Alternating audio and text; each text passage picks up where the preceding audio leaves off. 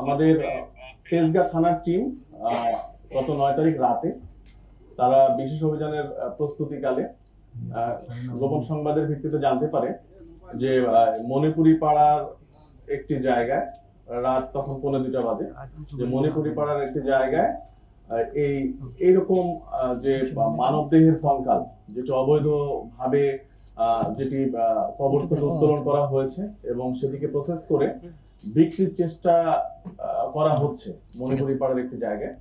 এটি জানা মাত্রই আমার তেজগাঁর ওসি আমার সঙ্গে এটি নিয়ে আলোচনা করে। তৎপরবর্তীতে আমি চৌকস টিম সেখানে পাঠাই।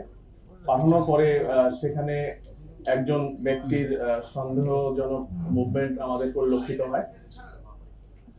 তারপর সেই ব্যক্তিকে যখন পুলিশ চ্যালেঞ্জ করার পরে দেখা যায় যে আসলেই তার কাছে আমরা একটি কঙ্কাল ফুল বডি পাই, একটি মানব কঙ্কালের ফুল বডি পাই। পরবর্তীতে তাকে আমরা জিজ্ঞাসাবাদ করি, পুলিশ আটক করার পর জিজ্ঞাসাবাদ শুরু করি। জিজ্ঞাসাবাদ করলে তিনি প্রাথমিকভাবে আমাদেরকে বলেন যে হ্যাঁ, উনি এই সিন্ডিকেটের সঙ্গে আছেন এবং আরো তার সঙ্গে অনেকে রয়েছে। তো তাৎক্ষণিক ওনার সঙ্গে আমরা কথাবার্তা বলার এক পর্যায়ে উনি বলেন যে আরো 2 জন আমাদের তেজগাঁ কলেজের সামনে অবস্থান করছে এই মানব কঙ্কাল সহ। তো আমরা আরেকটি টিমকে ওখানে পাঠাই। তাৎক্ষণিক গিয়ে ওখানে আরো 2 জনকে আমরা পাই। তো প্রথম ব্যক্তি যাকে পেলাম তার নাম কাজী জহুরুল ইসলাম ওরফে সৌমিক।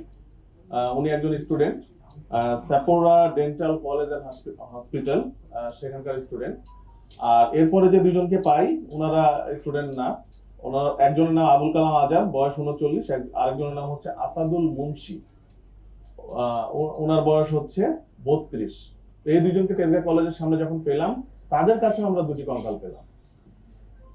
এই 3 জনকে আমরা নিয়ে এসে থানায় জিজ্ঞাসাবাদ শুরু করি। আমরা তখন বুঝলাম যে এটি একটি সংঘবদ্ধ চক্র এবং তারা হয়তো এটি দেশব্যাপী পরিচালনা করে আসছে।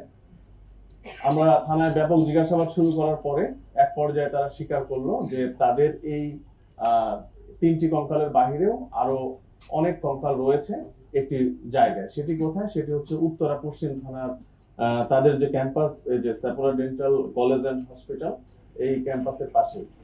তো আমরা তাৎক্ষণিক রাতেই টিম পাঠাই। পাঠানোর পরে সেখানে গিয়ে আমাদের টিম আগের 3টির পরে আরো 44টি বডি একটি রুমে পায়। তো 402 নম্বর রুমে ছড়ানো ছিটানো অবস্থায় ওই জায়গায় একটি ইয়েতে পায়, বিভিন্ন ব্যাগ বস্তা ভর্তি করে কঙ্কালগুলো রাখা হয়েছিল। তো সেখানে 44টি পেলাম। আমরা টোটাল 47টি কঙ্কাল আমরা তখন জব্দ করলাম। জব্দ করে আমরা তাদেরকে জিজ্ঞাসাবাদ করলাম। জিজ্ঞাসাবাদে তারা বললেন যে এদের যে মূল হোতা ফয়সাল, সে দীর্ঘদিন যাবত এই ব্যবসার সঙ্গে যুক্ত। তাদের অনলাইনে তারা এই বোন সেলিং একটি গ্রুপ আছে, এই গ্রুপে তার 700 জন কর্মী তারা কাজ করে এবং গ্রুপ মেম্বার 20,000-এর মতো। আর এখানে যে ব্যক্তিটি আমরা আবুল কালাম আজাদকে পেয়েছিলাম তেজগাঁ কলেজের সামনে, তার পিসিপিআর দেখলাম তার নামে 21টি মামলা রয়েছে এবং উনি প্রথম যে মামলাটি 2009 সালে এই যে ধারাতে আজকে মামলা হলো, কবর থেকে কঙ্কাল চুরির যে ধারাটি, এই একই অভিযোগে অভিযুক্ত ছিলেন 2009 সালে। তার মানে এখন পর্যন্ত তার নামে আমরা টোটাল 21টি মামলা পেয়েছি এই কঙ্কাল চুরি সংক্রান্ত, ডাকাতির প্রস্তুতি, মাদক সহ আরো অন্যান্য ধারায়। আর তার যে সঙ্গী যাকে আসাদুলকে আমরা পেয়েছিলাম তেজগাঁ কলেজের সময়, তার নামে আমরা 2টি মামলা পেয়েছি, ডাকাতির প্রস্তুতি এবং চুরি। আর এই 2 স্টুডেন্ট যে 2 জনকে আমরা পেলাম তারা আমাদের কাছে স্বীকার করেছে যে তারা গত কয়েক বছর যাবতই এই কঙ্কাল যে অবৈধভাবে যে কবর থেকে উত্তোলনের পরে প্রসেস করে যে বিক্রি করার এই কাজের সঙ্গে তারা যুক্ত। তারা আমাদের কাছে স্বীকার করেছে, কেউ 50টি, কেউ 20-25টি এ পর্যন্ত বিক্রি করেছে।